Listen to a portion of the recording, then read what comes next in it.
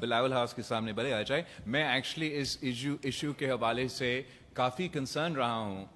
اس لیے میں نے تو کوئی سندھ حکومت کا موقف نہیں سنا، لیکن یہ جو احتجاج کر رہے ہیں ان کے موقف دیکھ رہا ہوں اور خود کافی پریشان تھا کہ ایسے کیسے ہو سکتا کہ پاکستان پیپلز پارٹی کی حکومت جو عوام کا حق، غریبوں کا حق، محنت کرنے والوں کا حق کا دفاع کرتے آ رہے ہیں، کہ یہ کیسے ممکن ہے کہ ہم اگر کسی کا پینشن کا جو بینیفیشری ہے ان کا بینیفٹ 65% تھا، ہم اس کو 15% پہ کیسے لے کے جائیں.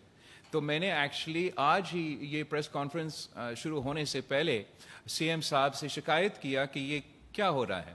تو سی ایم سندھ کا اس پہ نے کلیریفائی کیا ہے مجھے کہ ایسے کچھ نہیں ہوا ہے. کسی کا شیئر اگر کوئی